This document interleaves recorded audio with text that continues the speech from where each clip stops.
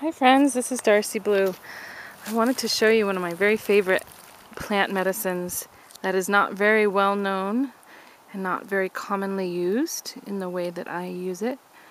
This is a weed that grows pretty much anywhere it can get a hold. It's from Europe originally, but has naturalized in the United States. And this is Evening Primrose, Oenothera biennis. We do have native primroses in the southwest. This is not one of them. This is the introduced species. And you can see the flowers here are already spent.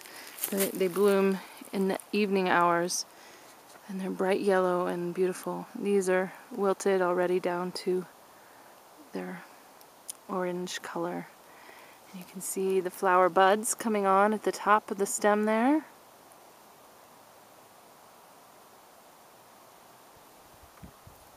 And we have seed pods right there. I don't know if you can see that very well. It's just a little capsule. And as they grow, the flowers grow from the base of the stem upward, and then you'll find seed pods growing up behind the flowers as the plant matures.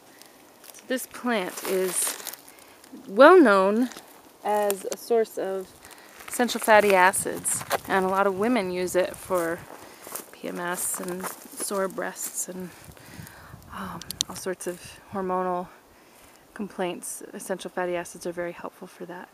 And so you can collect the seeds of these plants later in the summer or early fall and grind them up and use them as a source of essential fatty acids, gamma-linoleic acid primarily.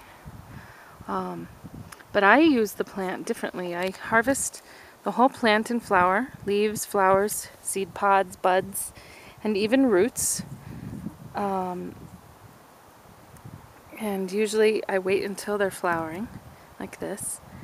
It's nice to get them in the morning when they're in full bloom rather than wilted like this. And this remedy is an amazing antispasmodic that's very effective and being gentle at the very same time. It's one of the few things that I found works for stubborn menstrual cramps that other antispasmodics don't work for. And it's also fantastic for spasmodic coughing. So if you have a respiratory cough, this is a nice way to calm down that cough. The leaves and flowers can be used as a tea, or you can turn it into a tincture or an elixir, whatever floats your boat. The taste is very mild, a little bit peppery. The whole plant has been used as a wild food as well, but it has an acquired kind of taste. That peppery taste is sometimes off-putting to people. The roots were used as like a parsnip or a carrot, but they can be very tough, so you have to harvest the first year plants, which are just basil rosettes, and I don't see any amount around here. Oh, I lie. There's one right there. A basil rosette there. That's Evening Primrose in its first year. That would be a good time to harvest the root for food. And then, of course, this plant here is in its second year. It's biennis, stands for biannual, 2 years. So yeah, antispasmodic.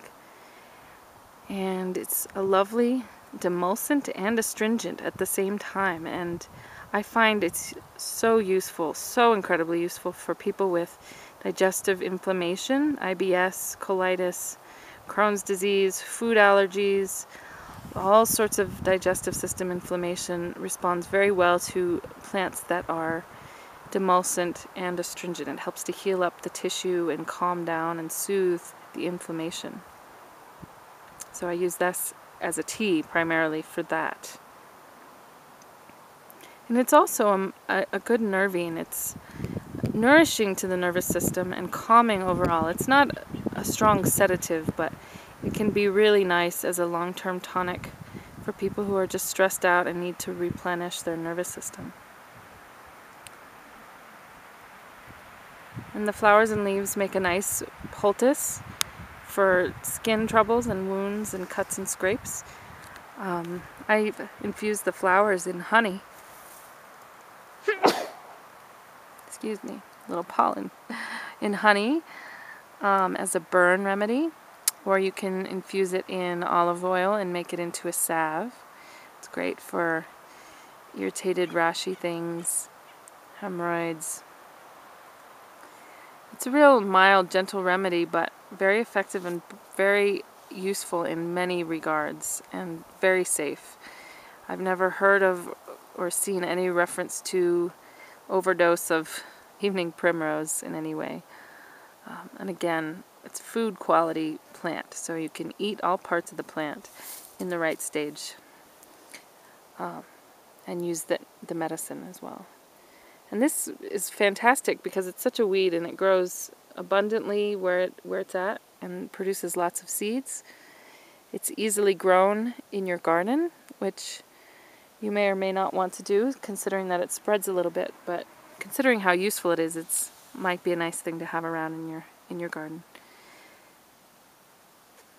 And this is not a plant that you can usually find available commercially at the health food store if you're looking to use it. This is one you're going to have to find and grow and collect yourself, because it's not well known or commonly used this way by standard herbal lore. But there's a lot of herbalists who know and love this plant, and if you want to find out more about it, you should come give me a call or send me an email. My email is shamana.flora@gmail.com. My website is www.blueturtlebotanicals.com, and I'll hook you up with some evening primrose. Thanks. Have a great day, everyone.